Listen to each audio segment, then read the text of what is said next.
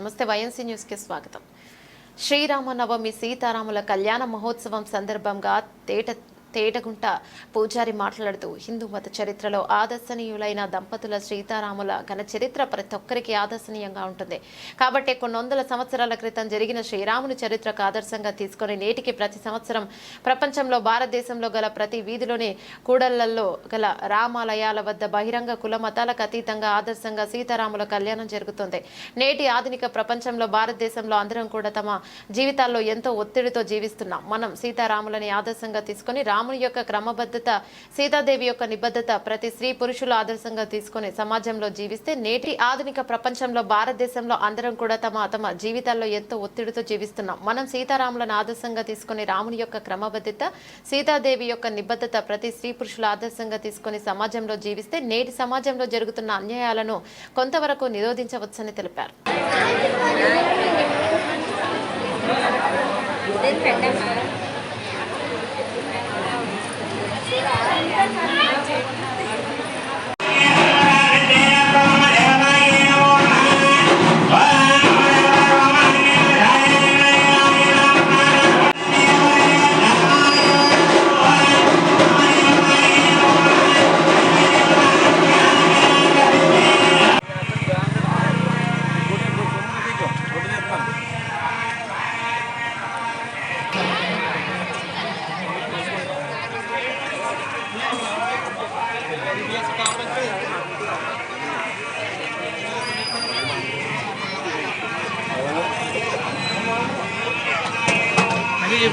అగ్ని వచ్చాడు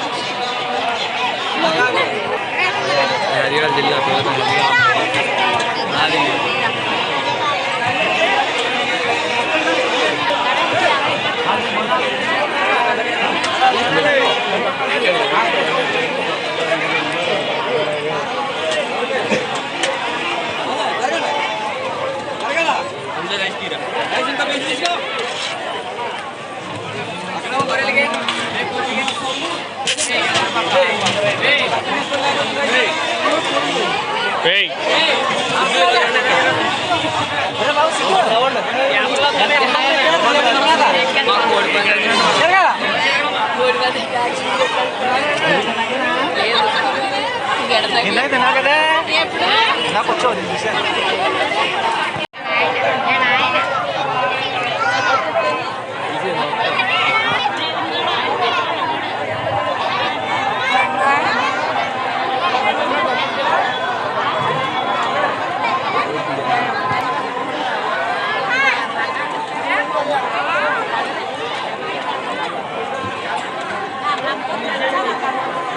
టీవీ కదా ఇది.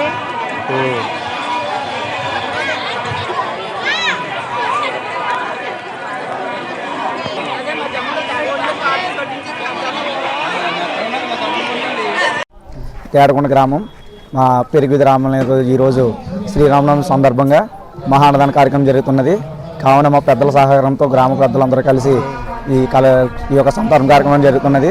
అలాగే స్వామివారి కళ్యాణ మహోత్సవం జరుపుతూ ఈ యొక్క ప్రతి ఒక్కరి భక్తులతో మన శ్రీరామనవమి సందర్భంగా సంతర్పణ జరిపి ప్రతి ఒక్కరికి కూడా స్వామివారి ప్రసాదం అందజేయడంలో మా పెద్దల సహకారం జరుగుతుంది. కావున అమలుగా కావున ప్రతి ఒక్కరి సహారంతో మా ఎప్పుడు తేడకుండా ప్రతి సంవత్సరం కూడా శ్రీరామనవమికి స్వామివారి ఊరేగింపు కార్యక్రమం జరిపించి స్వామివారి కళ్యాణం చేసి ఈ యొక్క స్వామివారి ప్రసాదాన్ని ప్రతి ఒక్కరికి చేర్చడం అనేది మా గ్రామ పెద్ద సహాయంతో ప్రతి సంవత్సరం జరుపుకుంటాం. భక్తులందరికీ కూడా విజ్ఞప్తి, ఈ రోజున శ్రీ సీతారామచంద్ర స్వామి వారి పుట్టిన దినం, అలాగే కళ్యాణ కార్యం కూడా ఈరోజే జరిగింది. దశరథ మహారాజ పుత్రుడు సీతారామచంద్రుడు, శ్రీరామచంద్రుడు, అలాగే జనక మహారాజ పుత్రి శ్రీ సీతాదేవి అమ్మవారు ఈ రోజున పాణిగ్రహణం కార్యక్రమం. శ్రీ సీతారామచంద్రుల వారు మానవులు ఎలాగైతే ఉండాలని, ఎలాగైతే మానవ జన్మ సాద్గత కలిగిందో అందుకు మానవులు పడుతున్న కష్టాలన్నీ కూడా నేను అనుభవిస్తానని ఆ శ్రీరామచంద్రుడు భూలోకాన మానవ రూపంలో ఉద్భవించాడు.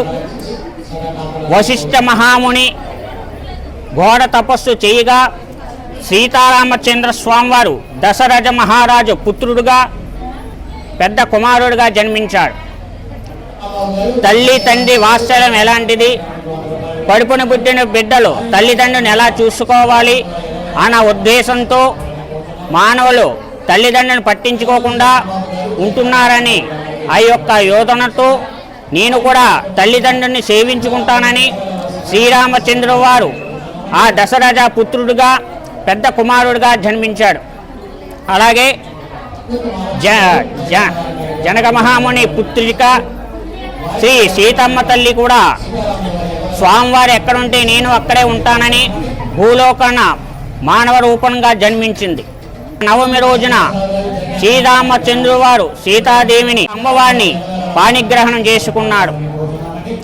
ఈ రోజున ప్రతి ఒక్కరూ కూడా రామ మంత్రాన్ని ఉచ్చరించి ఆ రామ యొక్క మహిమను తెలుసుకున్నత చాలా మంచిది.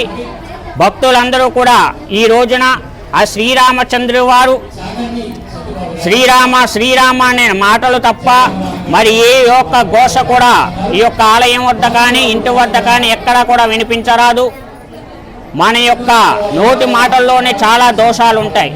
ఆ యొక్క దోషాలన్నీ పోవడానికి కోరం రామ మంత్రాన్ని ఆ యొక్క మానవులకు అందజేశాడు శ్రీరామచంద్రుడు.